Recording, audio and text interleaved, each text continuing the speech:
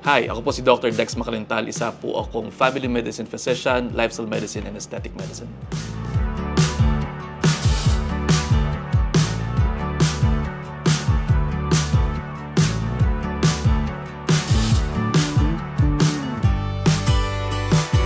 Kung nalilito kayo kung anong una nyong gagawin, pinakauna nyo dapat ginagawa, magpapakonsulta. Kasi nang sa ganon, malaman natin ano ba yung araw ninyo.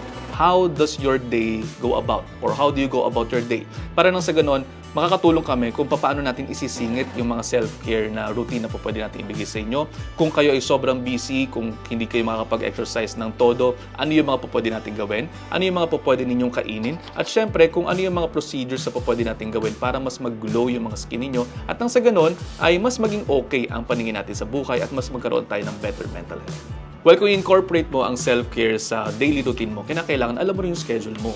So, i-schedule mo rin siya, isama mo rin siya sa schedule mo. Say, for example, mag-allot ka ng 10 to 15 minutes for self-care, mag-exercise ka, gumawa ka ng pagkain mo, o di naman kaya habaan mo ng onte. Kung ikaw ay nagtatrabaho ng 8 hours a day, kinakailangan meron ka rin oras para sa sarili mo.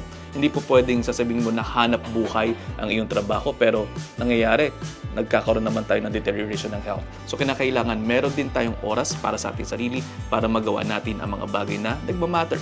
Exercise, pagkain, and of course, your skincare.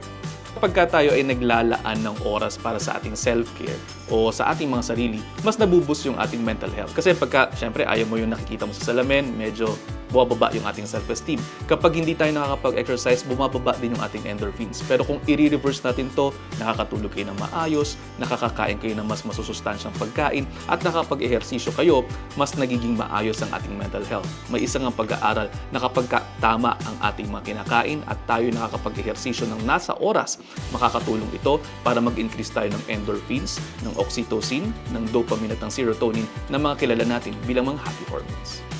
Kung gusto natin ng mas clear at mas glowing na skin, kinakailangan tama rin ang ating mga pagkain. Sabi nga sa mga pag-aaral, kung gusto natin ng mas clear na skin, kinakailangan mas marami tayong gulay, prutas, whole grains, nuts, seeds, and legumes na kinakain. Nang sa ganoon ay makuha natin yung mga antioxidants at mga vitamins and minerals na kinakailangan ng ating skin so that we nourish from the inside to glow outside. Ito po si Dr. Dex Macalintal na nagsasabing, self-care, hindi lamang yan trend. Investment yan para sa pinaka-worthy na tao, ikaw.